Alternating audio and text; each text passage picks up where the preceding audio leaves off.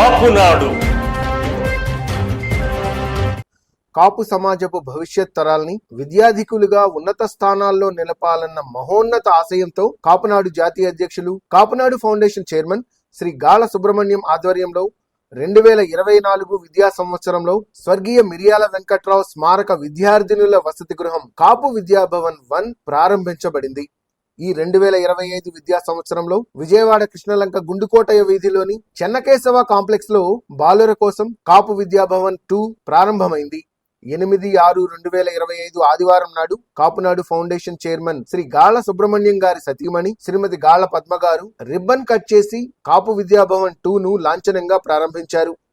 ఈ కార్యక్రమంలో మహిళా కాపునాడు రాష్ట్ర ఇన్ఛార్జ్ పసుపులేటి ప్రసూనాంబ, మహిళా కాపునాడు ఉపాధ్యక్షురాలు వాలిశెట్టి హైమవతి, ఆకుల రత్నకుమారి, తుపాకుల శివలక్ష్మి తదితరులు పాల్గొన్నారు.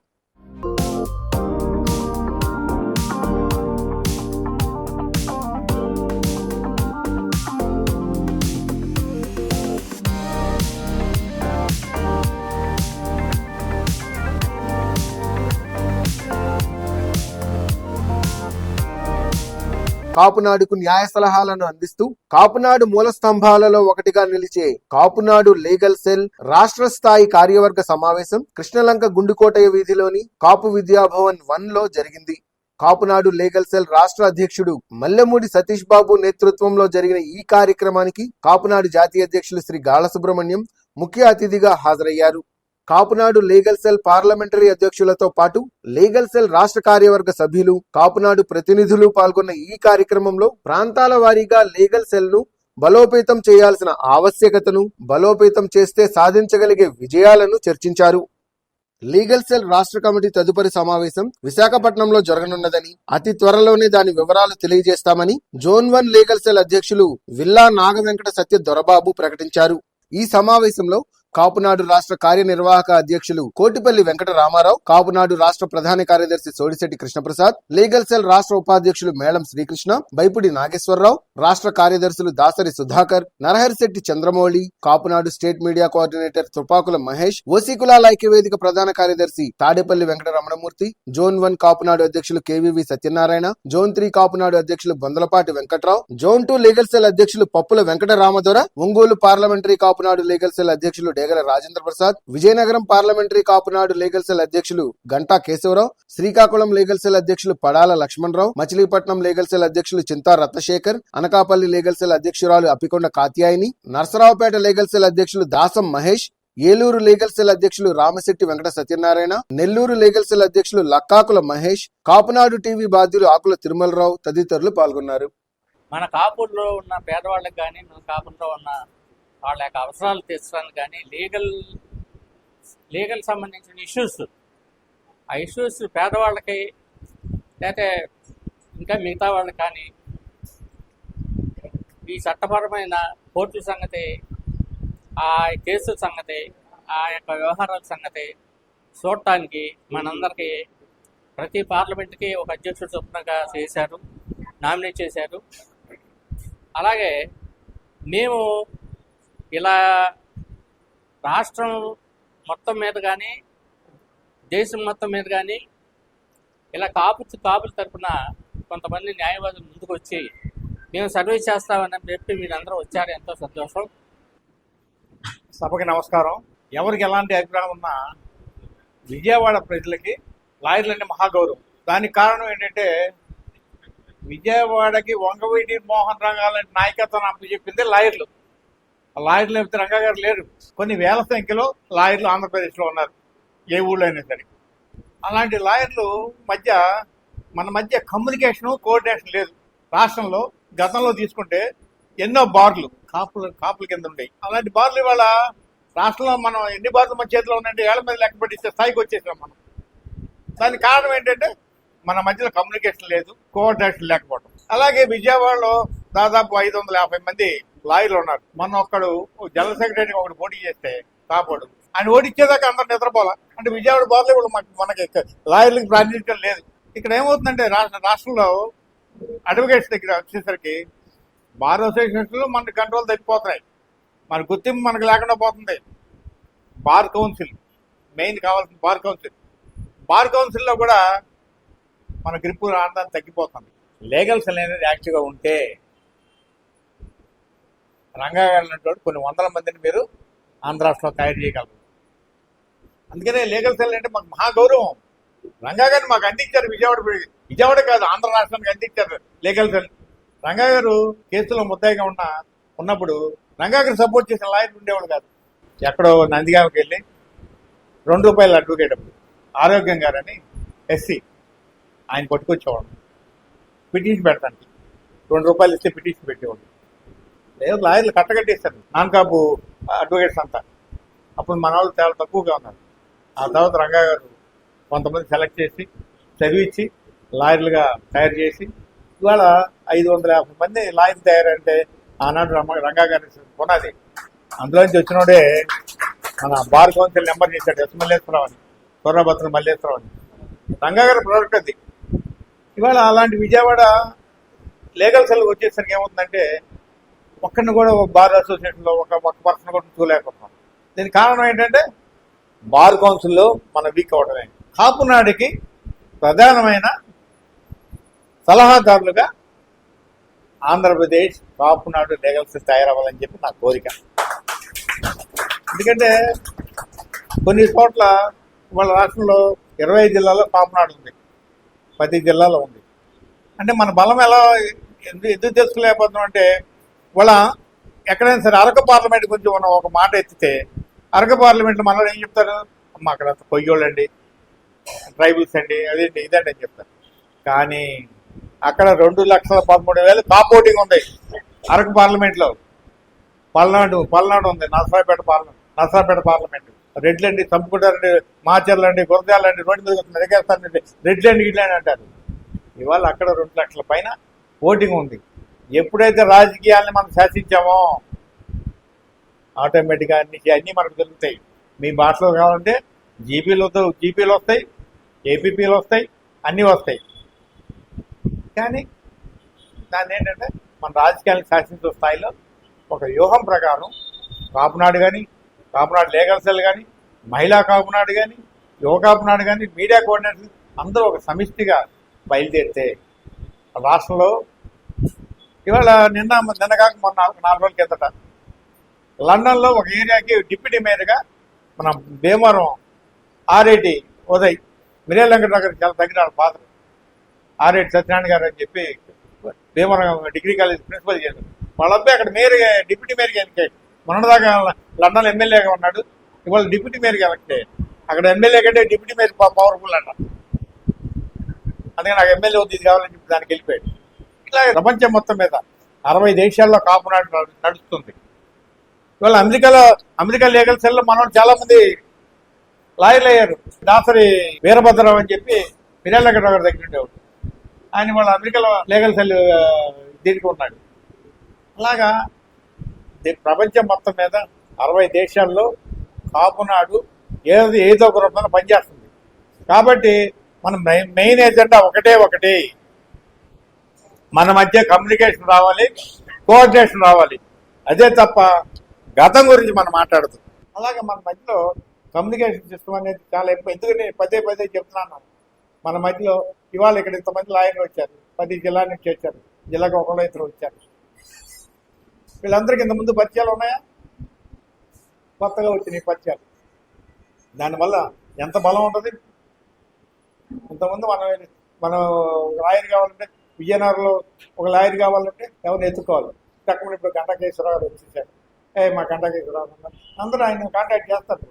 గౌరవనీయులు కాపునాడు జాతీయ అధ్యక్షులు గాల సుబ్రహ్మణ్యం గారు, మన కాపునాడు స్టేట్ లీగల్ సెల్ వారికి సభ్యులకి భవిష్యత్ ప్రణాళిక విషయమై సూచనలు సలహాలు ఇచ్చారు.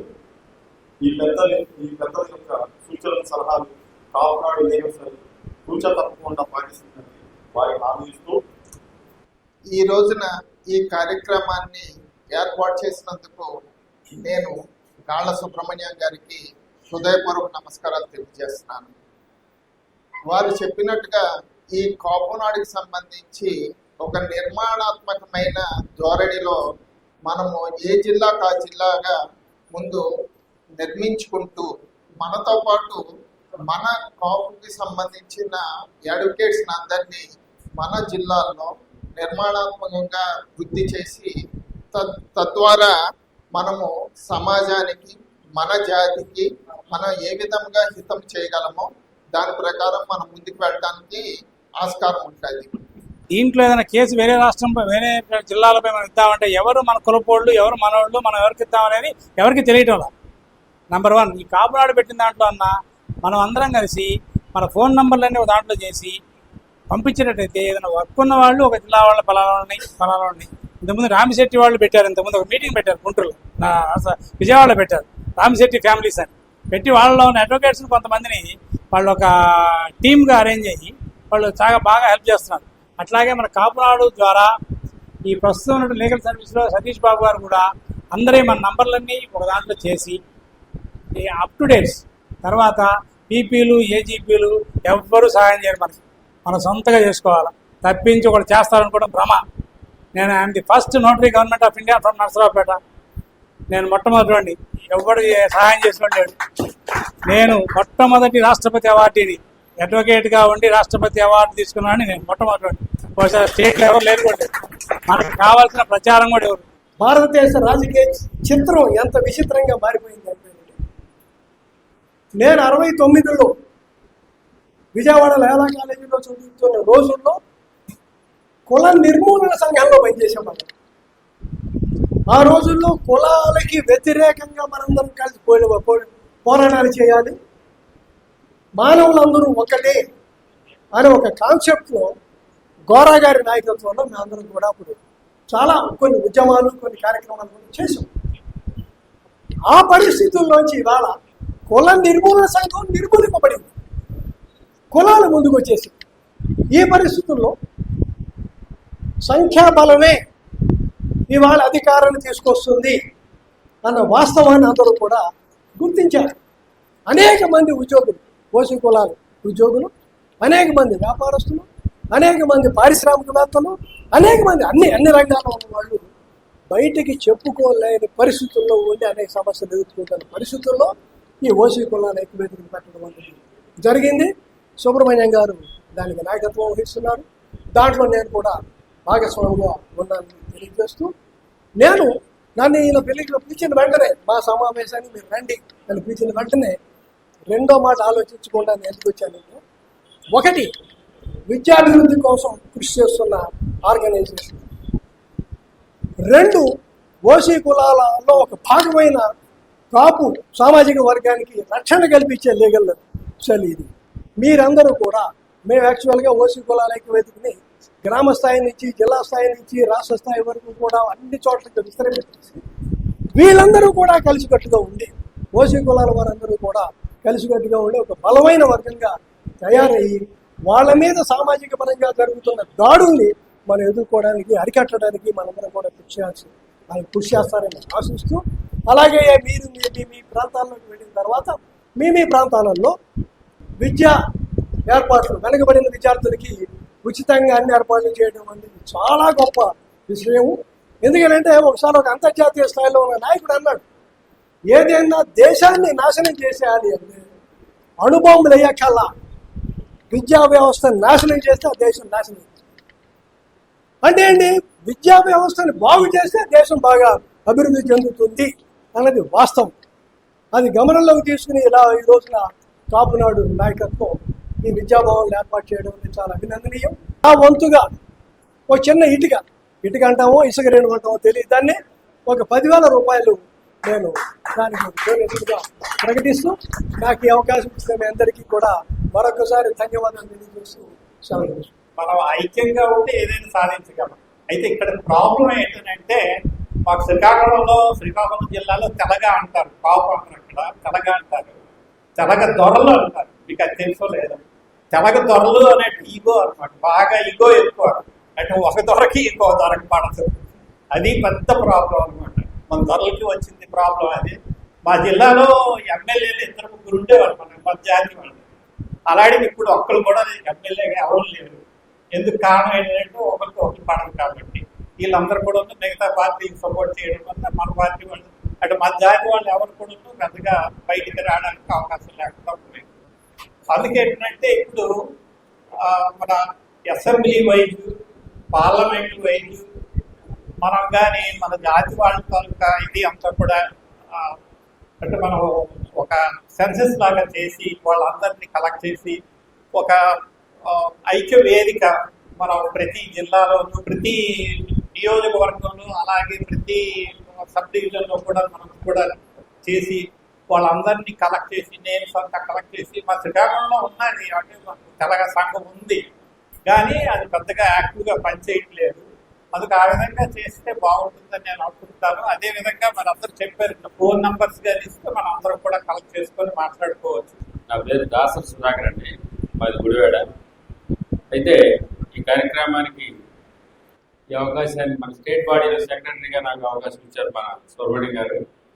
అయితే నాకు ఈ కాపులు అనగానే ఏదో తెలియని ఉత్తేజం వస్తుంది. ఎందుకంటే స్వయాన వంగవీటి మోహన్ రంగా గారు, రాధా గారు నాకు సొంత పెదనాన్న. ఎట్లా అంటే మా తాతగారికి స్వయాన రంగా గారి తల్లి మరదలు, మేనమా కూతురు. కానీ మేమేంటంటే మేము గుడివాడలో ఉంటున్నాం, ఆయన ఎక్కడ ఉన్నారు. మా బాబాయ్ గారు వాళ్ళు, మా నాన్నగారు పెళ్ళింటికి రావడం అన్నీ ఉన్నాయి. కానీ తర్వాత కాలక్రమేణా వారు గుడివాడికి, విజయవాడకి, మేము గుడివాడికి ఎటువాడు అటు ఉంటాం.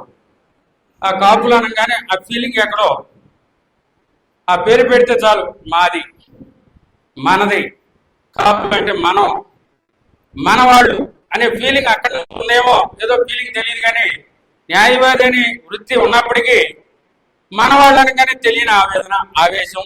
మరి రంగా గారితో పాటు సంచరించినటువంటి ఒక గొప్ప వ్యక్తి ఇక్కడ మన దగ్గర ఉన్నారు. ఆయన ఎవరో కాదు, మన గాళ్ళ సుబ్రహ్మణ్యం గారు. ఎందుకంటే రంగా పెదనానికి ఆయనకి మంచి ఊర్పు అంట. కోపం ఎంత ఉందో ఊర్పు కూడా అంతే. రాధా గారి కోపం ఎక్కువ. మా నాన్నగారు చెప్తారు ఇప్పుడు, అయ్యా గొడవలకు వెళ్ళకూడదు ప్రధాన వాళ్ళు ఇట్లా అని. ఆయనకి ఎంత కోపమో రాధా గారికి, రంగా గారికి అంత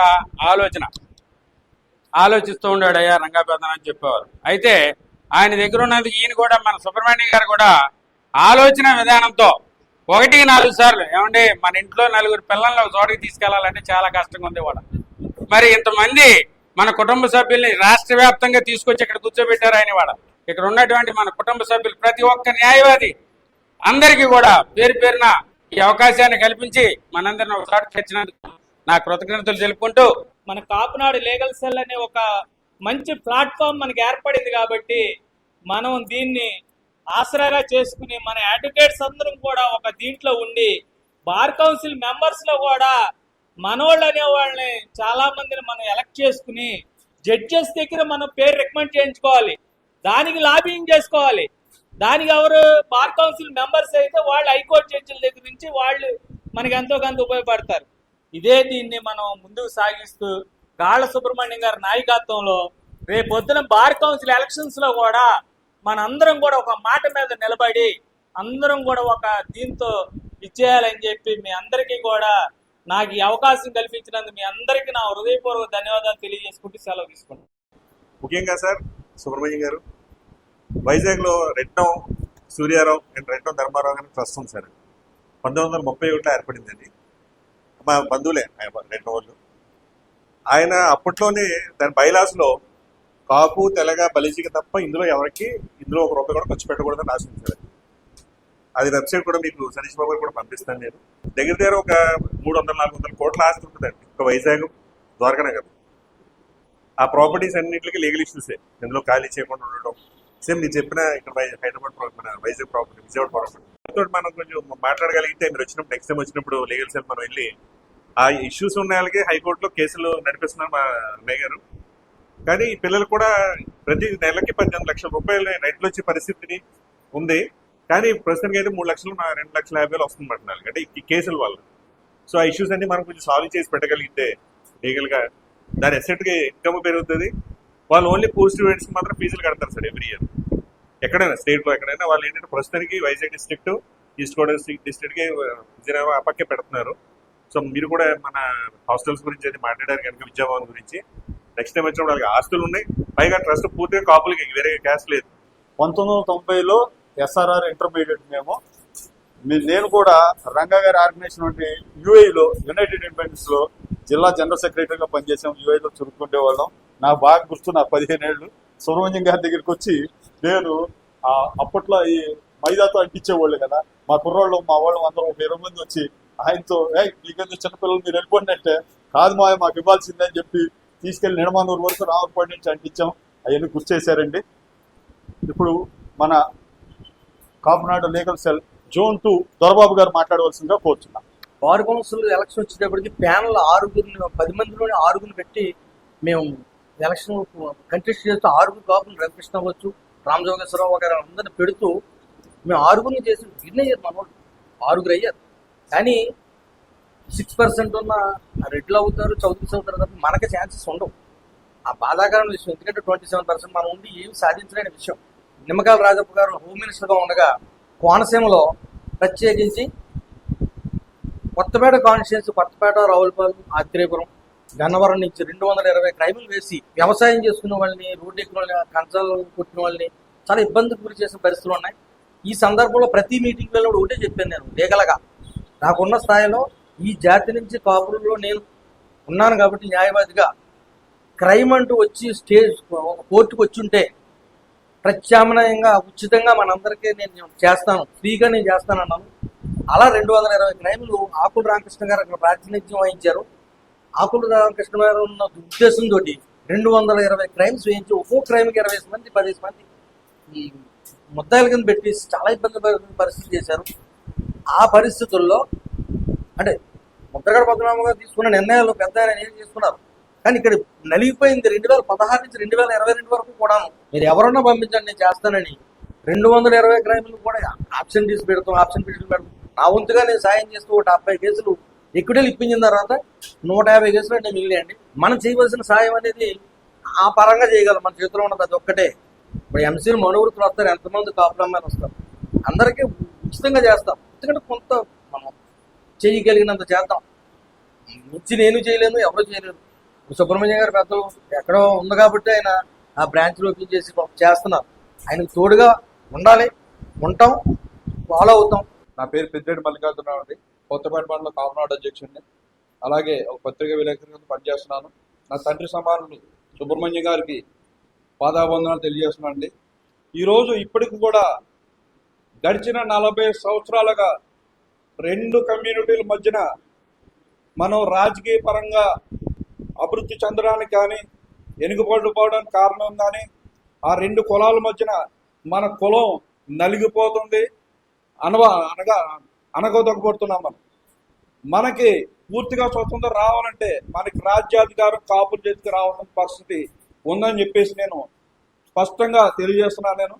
మనం పరంగా బలంగా ఉన్నప్పుడు కూడా మనకు రాజ్యాధికారం ఇప్పటికీ రాకపోవడానికి కారణం ఏంటంటే మనం ఒక్కసారి గుండెల పైన చేసుకుని మనం ఏ విధంగా మనం మన జాతి కోసం పనిచేస్తున్నాం, మన జాతి కోసం వచ్చిన వారికి అధికారం ఇవ్వడానికి మనం ఏ విధంగా ఎంతపాటు కృషి చేస్తామని చెప్పేసి మనం ఆలోచన చేయవలసిన పరిస్థితి ఉంది. విద్యాభవన్ని మా ఒంగోలులో ప్రారంభించడానికి తమ సహాయ సహకారాలు అందిస్తున్న గాండ్ల సుబ్రహ్మణ్యం గారికి ఈ సభావేదికగా ప్రత్యేక ధన్యవాదాలు సమర్పిస్తున్నానండి. అలాగే పెద్దలు, ప్రధాన్యులు, మీరు మాట్లాడిన మాటలు నాకు సరిగా అర్థం కాలేదు. వాస్తవం చెప్పాలంటే ప్రతి వాళ్ళకి ఇప్పటి వరకు నేను చూస్తూనే ఉన్నాను. ఒంగోలులో 2006 నుండి నా ప్రాక్టీస్ ప్రారంభమైంది. ప్రతిసారి ఏ ఎలక్షన్లో చూసినా, ఏ దేనిలో చూసినా కూడా కాపులు వీళ్ళు ఉపయోగపడతారు, ఉపయోగపడటం వరకే, యూజ్ అండ్ త్రో అనే విధానాన్ని రాష్ట్రం మొత్తం మీద కూడా రాజకీయాల్లో కానీ, న్యాయ వ్యవస్థలో కానీ, వైద్య రంగంలో కానీ, విద్యారంగంలో కానీ, ఆఖరికి ఉద్యోగాలు, చిన్నపిల్లలు ఉన్నారు, మన పిల్లలు చదువుకొని ఉంటే వాళ్ళకి అయ్యా కాంట్రాక్ట్ లేబర్ ఉద్యోగాలు ఇవ్వండి అని చెప్పి వాళ్ళ అప్లికేషన్ని రిజెక్ట్ చేసేసి సైలెంట్గా మీకు ఇస్తామని చెప్పేసి ప్రతి రాజకీయ నాయకుడు వస్తూ ఉన్నాడు, పోతా ఉన్నాడు. కానీ వాళ్ళల్లో వాళ్ళ క్యాస్ట్కి తప్ప కాపు సామాజిక వర్గానికి చెందిన విద్యార్థులకి అవకాశాలు అసలు మృగ్యం. వాళ్ళ స్వయం కృషితో ఎన్ని సంపాదించగలిగారండి. ఈ సభాముఖంగా మీ అందరినీ ప్రత్యేకంగా వేడుకుంటున్నది నేనేమంటే, మన వాళ్ళు ఎవరైనా సరే దయచేసి ఏదైనా సరే ఒక సంస్థకు వచ్చి అయ్యా నేను ఇది చదువుకున్నాను, నాకు కొద్దిగా ఉద్యోగ అవసరం కనుక మనకి కల్పించినట్లయితే మనం ఆర్థికంగా పరిపుష్టమవుతాం. ఉద్యోగాలే లేకుండా రోడ్ల మీద పడి తిరుగుతూ ఉంటే, గాలింపు గంగల్లాగా తిరుగుతూ ఉంటే దానికి కారణం ఎవరు? మనమే. పెద్దలుగా మనమే నాశనం చేస్తున్నాం మన జాతిని. మన యువతని బాగు చేయాల్సిన బాధ్యత మనందరి మీద ఉంది. ఇది ప్రత్యేకంగా నేను చెప్పాలని చెప్పేసి ఒంగోలు నుండి కావాలని గాండ్ల సుబ్రహ్మణ్యం గారు ప్రత్యేక ఆహ్వానంతో, తర్వాత సతీష్ గారి ఆహ్వానంతో, నాకు తెలియదండి అసలు నన్ను వీళ్ళు పార్లమెంటరీ అధ్యక్షుడిగా ఒంగోలు నియోజకవర్గంలో నియమిస్తున్నారనే సంగతి కూడా నాకు తెలియదు. లాస్ట్ క్షణం వరకు మిడ్నైట్ 10:45 9th May 2025 10:45కి నాకు మెసేజ్ వచ్చింది, అయ్యా నేను గాండ్ల సుబ్రహ్మణ్యం అనే ఆయన్ని మాట్లాడుతున్నాను, కాపునాడు అధ్యక్షుడిని అని చెప్పేసి అన్నారు.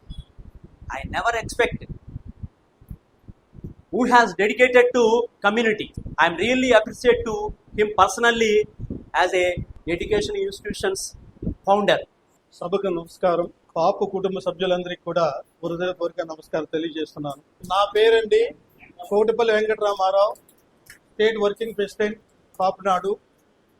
ఎక్కడి నుంచి అంటే మండలం, నియోజకవర్గం, జిల్లా, జోనల్, అలాగే ఉపాధ్యక్షుడు, స్టేట్ కాపునాడు అధ్యక్షుడిగా ఇప్పటి వరకు రావడం జరిగింది. నేను లెక్చరర్గా, లాయర్గా, జిల్లా ప్రెస్ రిపోర్టర్గా 35 సంవత్సరాలు చేసి అన్ని పార్ట్ టైంలే చేస్తూ అందరికీ న్యాయం చేకూర్చున్న వాడిని. ప్రతి జిల్లాలో ఒక కాపు విద్యాభవనం ఉండాలని కోరుకున్నాం. రాజమండ్రిలో గత 3 సంవత్సరాల నుండి కూడా ప్రయత్నం చేస్తున్న విద్యాభవనం గురించి ఎంతో జ్ఞానం ఉన్నటువంటి, సేవ చేయాలనేటువంటి ఇటువంటి వ్యక్తులందరినీ కూడా ఇక్కడే కూర్చోబెడుతున్నాం. స్వతంత్రోద్యమంలో ఉపాధ్యాయుల మూల కారణము, న్యాయవాదుల మూల కారణము. వీళ్ళ లేకపోతే స్వతంత్రోద్యమం లేదు. మన భారతదేశానికి స్వతంత్రం రావడానికి గల కారకులు ఈ న్యాయవాదులే, ఈ ఉపాధ్యాయులే. ఈ విధంగా వీరందరూ మౌనంగా ఉన్నారు.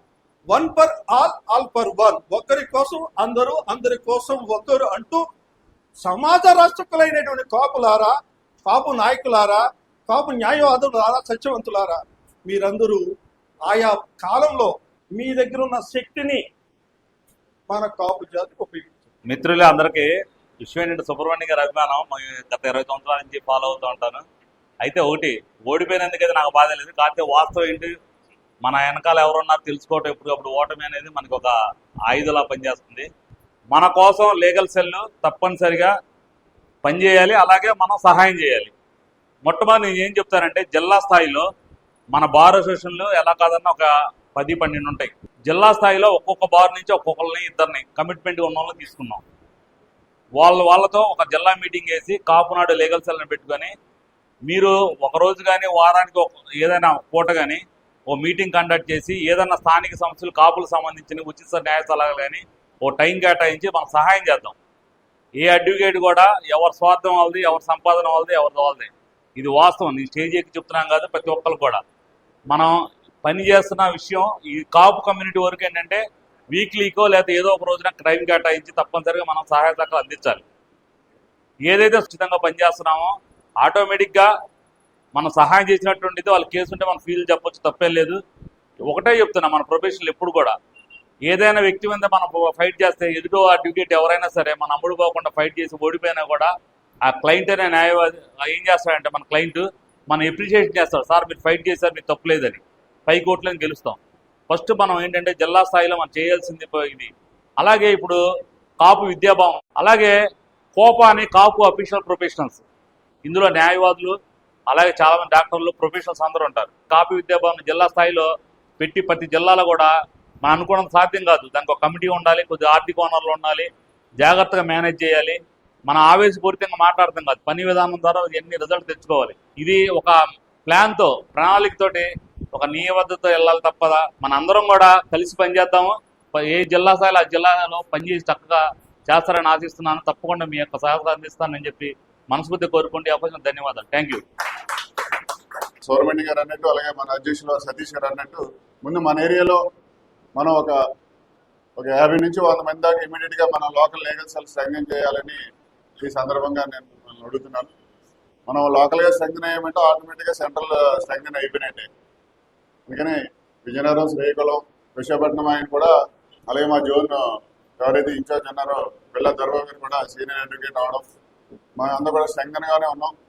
అలాగే కేశవరావు గారు. అలాగే మాకు కూడా స్ట్రెంగ్ పీపుల్ ఉండడం వల్ల మేము కూడా లోకల్లో మీటింగ్ పెట్టుకొని అక్కడ లోకల్ అడ్వకేట్స్ని కాపునాడు ద్వారా ఒక లోకల్ లీగల్ సెల్ మీటింగ్ పెట్టుకుందామని మా జోన్ వన్ ప్రెసిడెంట్ గారు ఉండి చెప్పారు. దాని తొందరలోనే 1 month 2 months లోపే దాన్ని ప్రణాళిక రూపొందించి అధ్యక్షుల వారికి తెలియజేస్తాం. ధన్యవాదాలు. సమాచారం సహకారం అన్న నినాదంతో కాపు సమాజ అభివృద్ధిలో మీరు భాగస్వాములు కండి. కాపునాడులో సభ్యులుగా చేరండి, చేర్పించండి. Please visit www.kapunaduindia.com. Read Kapunadu Monthly Magazine. Please subscribe our channel.